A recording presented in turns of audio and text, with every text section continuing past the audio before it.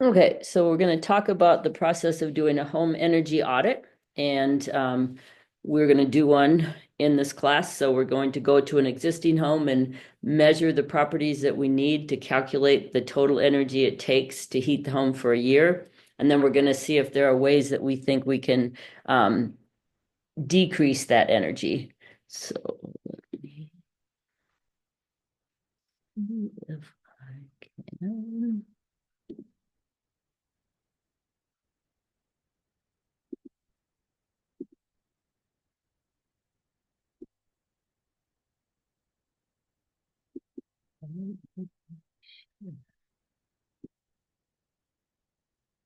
Okay, so now I think I'm sharing the right screen. So this is a website that's available to you on the Canvas page. And so we're just going to walk through some of the information. So we're talking about residential heat loss. So we're talking about a home that exists, and you want to keep your home inside at about 65 degrees in general. And based on the outside temperature, it's going to take a different amount of energy. So the different ways that energy can be lost in a home are conduction, convection, and radiation. So this shows you conduction is the process of um, this isn't a very good picture of what conduction is. So conduction is gas molecules on the inside of the wall, hitting the wall and giving up their energy. And then that energy goes through the wall and heats up the outside. And so you don't actually lose the gas molecules, you just lose their energy. So that's conduction.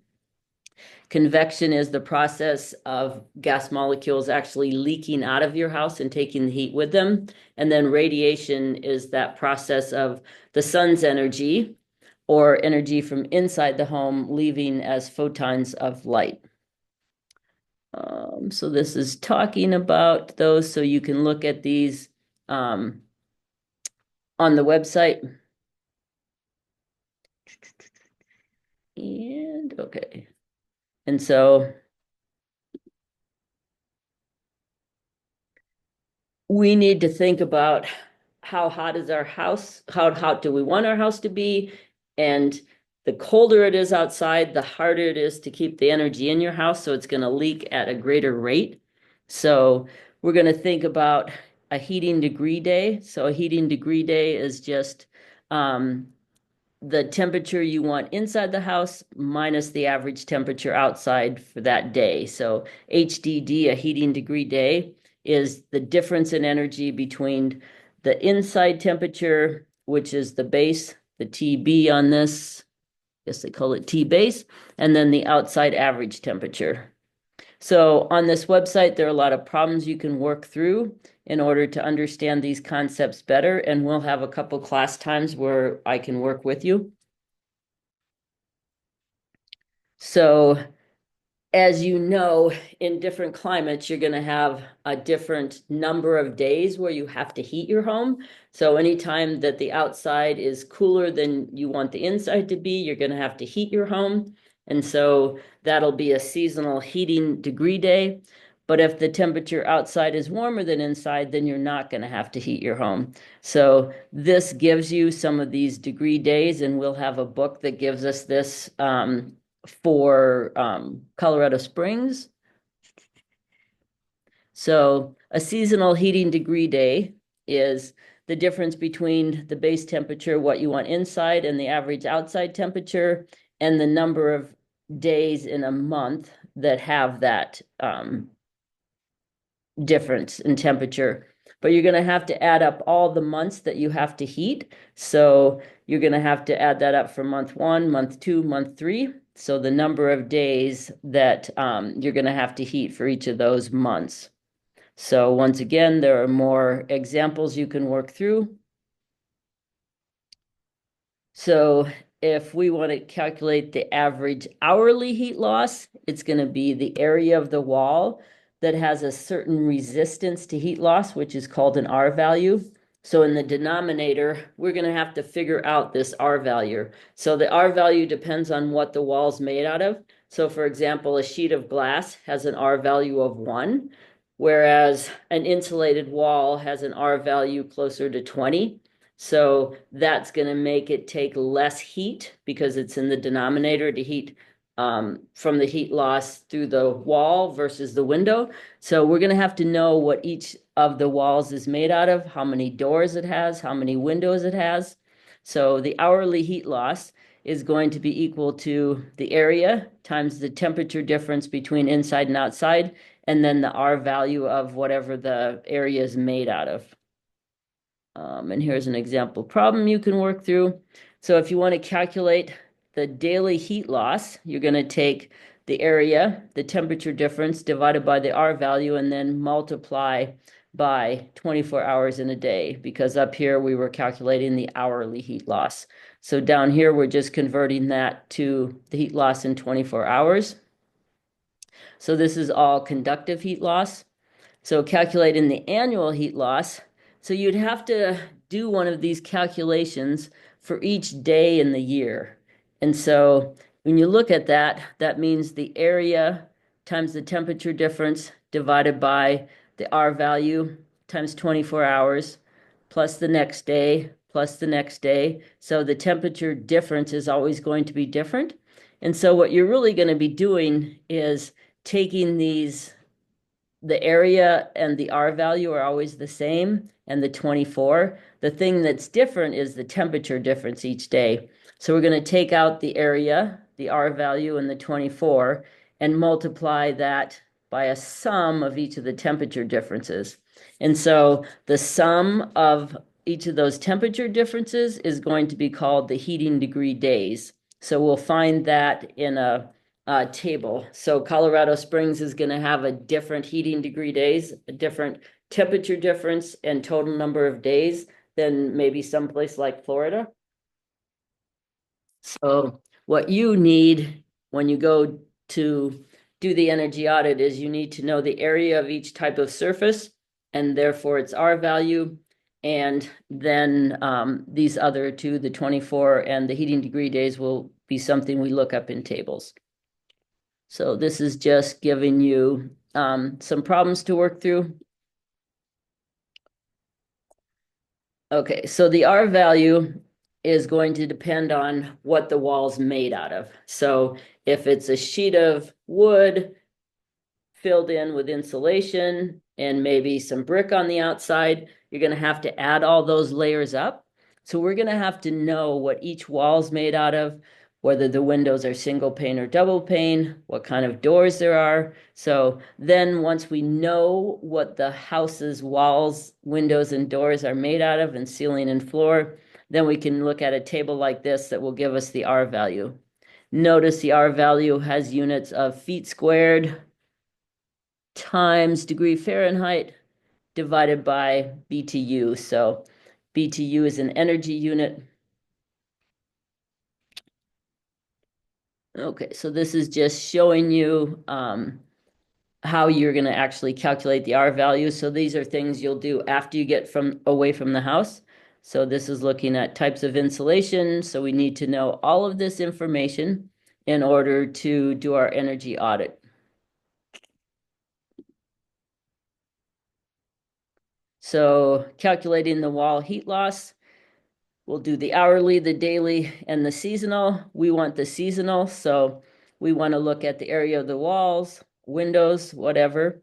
And we're going to add it up for each part. So you can look at the seasonal heat loss for the windows, the seasonal heat loss for the walls, seasonal heat loss for doors, and you'll add those all up because heat is leaking out through each of those different areas. So we need the area, so we need the size of the house, the size of the walls, the size of the windows. The R value, we'll get that once we know what the walls, windows, and doors are made out of. 24 just converts it from hours to days. And the heating degree days is what we'll get out of a table.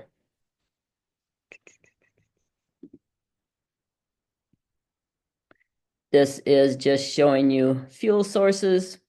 And we won't be so concerned about that. We're not going to suggest that somebody changes their heater. not unless their heater's going out, then we might help them think about getting a more efficient heater.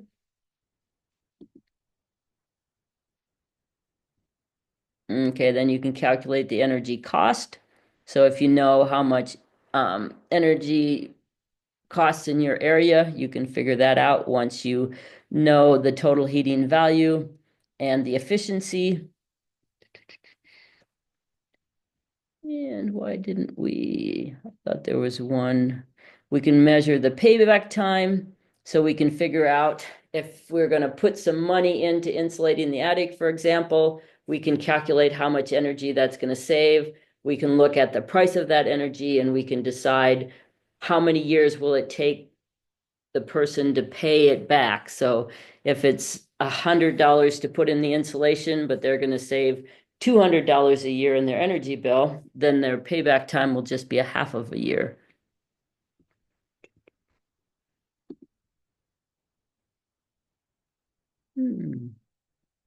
We need to go back. I didn't see the calculation. Sorry, I know there's a calculation in here for the convective heat loss.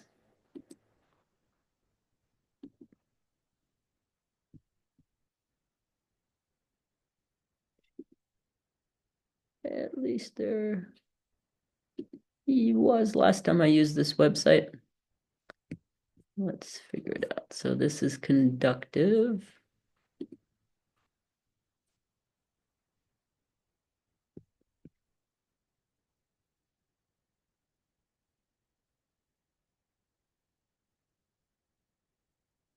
Yeah, I'm sorry. It looks.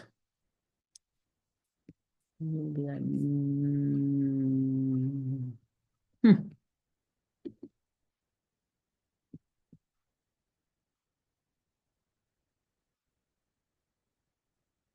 We will, if I can't find it explained here, we'll just talk about it in class. So this is conductive heat loss.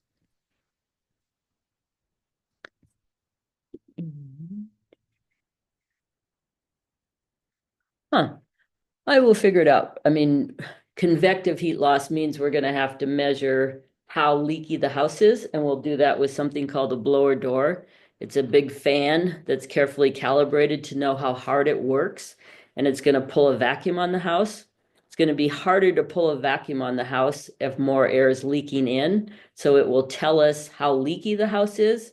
And if we know how much air is actually leaking out of the house, then we know how much air is leaking into the house, and then we know how much heat we have to add to that to keep our inside temperature at 65 degrees.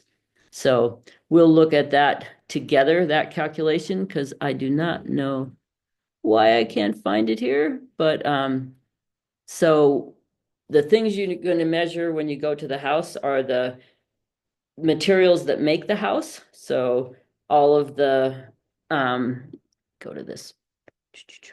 All of the windows, doors, walls.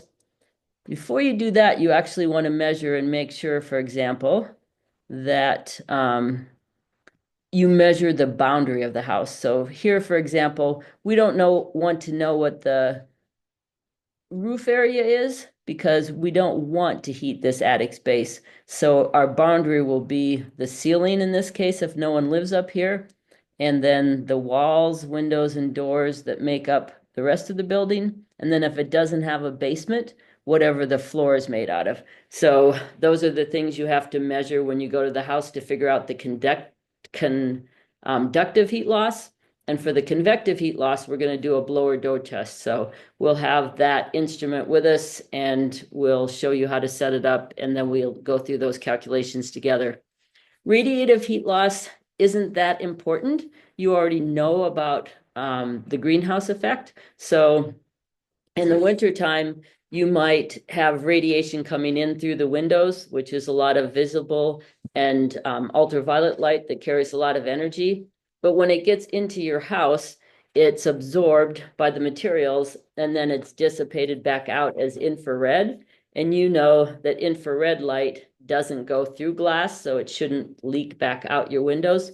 So radiation is more important if you're thinking about cooling your house you would like to block your windows so that you don't get that heat gain rather than heat loss. So for our energy audit, where we're just looking at the cost of heat and not going into the cost to cool, we won't put a lot of thought into the radiative heat loss. So I think that is it. Okay, it is recording. Okay, so I'm gonna leave it there and I'll see you tomorrow for our energy audit.